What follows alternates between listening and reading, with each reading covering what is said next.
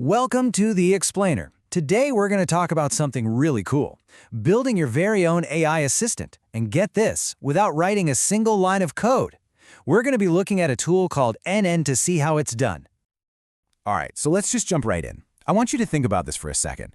Imagine you could automate all that repetitive, kind of soul-crushing digital busy work. Or even better, what if you could create a smart little helper that manages tasks for you, and you could do all of that without having to be some kind of coding wizard? I mean, that's the big promise of these no-code tools, right? So when you strip it all down, what even is automation? Well, it's not magic. It's really just a logical flow, a simple recipe. And once you get your head around this basic recipe, you're on your way to building some seriously powerful stuff. Okay, so everything, and I mean everything, starts with a trigger. Think of it like a starting gun. Maybe a new email lands in your inbox, right? That's the trigger. That trigger then kicks off an action. Let's say it grabs the data and sticks it in a spreadsheet. And finally, that action gives you an output, like a little got it confirmation message. Trigger, action, output. That simple little sequence is the foundation for everything we're about to build. Now, in the world of N8n, each one of those pieces, the trigger, the action, they have a special name. They're called nodes. And honestly, the best way to think about them is like digital Lego bricks. They're just individual pieces that you can snap together to build, well, pretty much anything you can imagine. All right, so let's build our first simple workflow. We're going to tackle a classic problem, something I'm sure you've dealt with, manually handling all the info that comes in from a web form. You know the drill, right? Copying, pasting, moving data from one place to another. It's a total time sink. So here's a super common workflow you could build in just a few minutes. Someone submits a form, boom, that automatically creates a new row in a Google Sheet. Then another boom, it sends out a simple "Hey, thanks" email. And look, that's incredibly useful. It definitely saves time, but let's be real. It's not exactly smart, is it? It just does exactly what you told it to do, over and over again, without any thought. Okay, so here's the big question. How do we take that useful but dumb workflow and level it up? This, right here, is where things get really interesting. This is where we go from just, a dumb machine following rules to something that can actually think.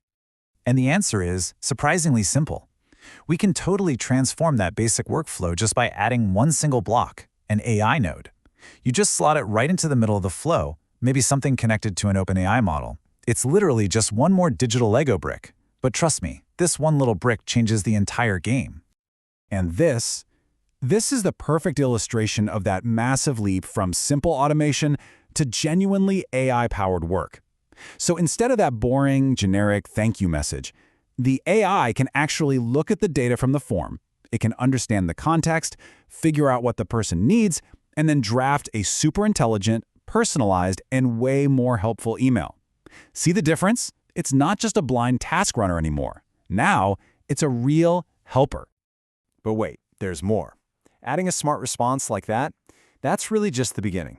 That's level 2. Now let's go to the next level and see how all this stuff builds into something even more powerful, what we call a full-fledged AI agent. So what's the difference? What makes an agent so special?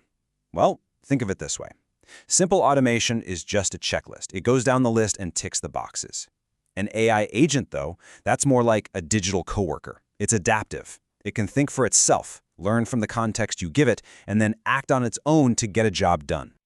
So a real agent is made up of 3 key components. First, it needs a brain. That's the large language model, like a GPT-4, that provides all the raw intelligence. Second, it needs memory, so it can actually remember your past conversations and keep track of context. And third, and this part is absolutely critical, it needs tools. These are the connections to your other apps like your Google Calendar or your task list that let it actually do stuff in the real world.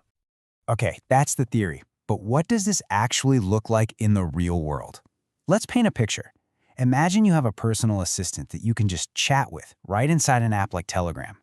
So you could just type a message like, "Hey, what are my incomplete tasks for today?" Now, a simple bot would have no idea what to do with that. But an agent, it understands your request. It thinks, okay, they need their tasks. It then uses its Google Tasks tool to go and check your to-do list. It analyzes what it finds, and then it comes back with a perfect, summarized, intelligent answer right there in the chat. How cool is that? So what's the big takeaway here? What should you remember from all this? The main thing is that we've moved way beyond just automating simple, repetitive tasks. Seriously, the whole game has changed. This is now about building an entire team of digital coworkers. You can start small, with a simple helper that just files away your data. But from there, you can build up to a really complex assistant that can manage your whole schedule, summarize your emails, and talk to all your different apps for you.